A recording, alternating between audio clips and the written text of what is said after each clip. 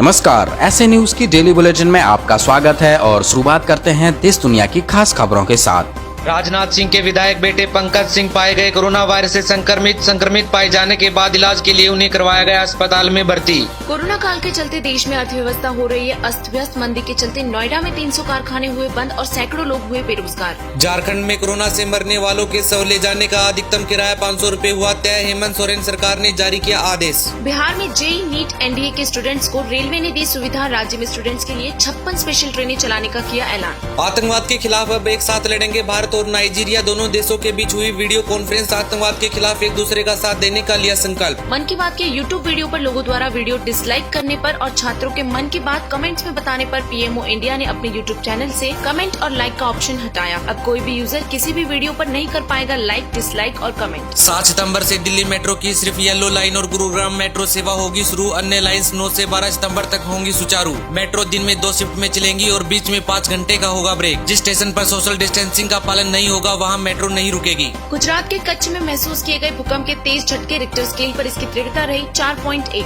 भारत सरकार ने popular mobile gaming app PUBG समेत 118 ऐप्स पर लगाया बैन। सरकार ने कहा देश की राष्ट्रीय सुरक्षा को मद्देनजर रखते हुए लिया गया है यह फैसला। 1989 में एक चोर ने की थी दिल्ली में चोरी। पुलिस को इस शातिर चोर को पकड़ने में लग गए 22 साल। अब चोर की उम्र हो गई है 70। हालांकि जब उसने चोरी की थी तब उसकी उम्र महज 39 साल थी। यह वाक्य देश की प्रशासनिक व्यवस्था को दर्शाता है कि चोरों को पकड़ने में कितना सक्रिय है। जीएसटी बकाये को लेकर ममता बनर्जी ने पीएम मोदी को लिखी चिट्ठी। प्रधानमंत्री से इस मुद्दे पर राज्यों और केंद्र के बीच के विश्वास को नहीं तोड़ने का अनुरोध करते हुए ममता बनर्जी ने उनसे कहा राज्यों को जीएसटी राजस्व क्षतिपूर्ति से वंचित करके देश की संघीय राजनीति व्यवस्था को असहनीय आघात न पहुंचाएं। मधुमेह नामक एक बीमारी से लड़ने के लिए विदेश में हो रही है अनोखी पहल। अब ब्रिटेन में मुफ्त मिलेगा सूप और शेक। देश की राष्ट्रीय स्वास्थ्य सेवा संगठन ने यह पहल कम ऊर्जा वाले भोजन से मरीजों के जीवन प्रत्याशा में सुधार दिखने के बाद की है। नहीं रहा कंबोडिया का क्रूर जेलर कियांग। 16,000 लोगों को जेल में यातनाएं देकर दी थी दर्दनाक मौत। जेलर का 70 साल की उम्र में उम्र कैद की सजा काटते हुए जेल में ही हुआ निधन। गृह मंत्रालय ने देश में परीक्षा आयोजित कराने के लिए जारी की एसओपी। केवल कंटेनमेंट जोन के बाहर वाले परीक्षा केंद्रों को परीक्षा आयोजित करने की होगी अनुमति। कोरोना के लक्षण पाए जाने वाले व्यक्ति को आइसोलेट करने के लिए एक अलग आइसोलेशन रूम होना अनिवार्य होगा। मोदी कैबिनेट ने कर्मयोगी योजना को दी मंजूरी। भर्ती होने के बाद कर्मचारियों के स्किल को आगे बढ़ाने में मददगार होगी यह योजना।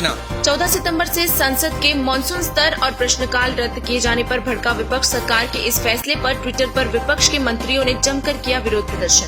कश्मीरी, डोंगरी और हिंदी भाषाएं अब होंगी जम्मू और कश्मीर की आधिकारिक भाषाओं की सूची में शामिल। एक बयान जारी करते हुए एपीएसएससी अध्यक्ष जगमोहन सिंह रैना ने दी जानकारी।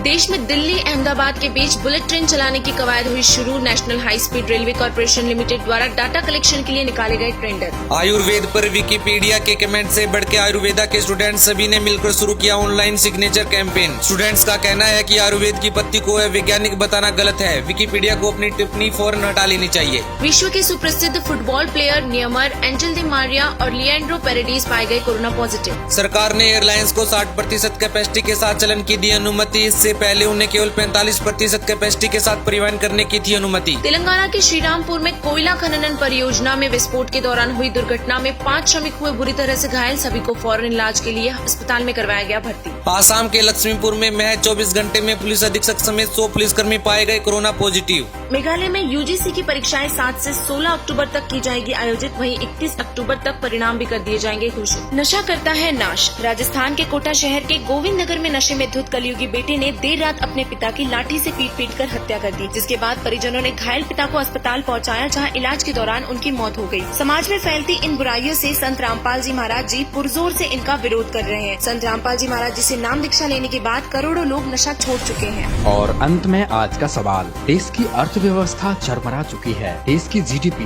-23.9% गिर चुकी है। आपको क्या लगता है, क्या देश उन्नति कर पाएगा? अपना जवाब हमें कमेंट बॉक्स में जरूर बताएं। धन्यवाद।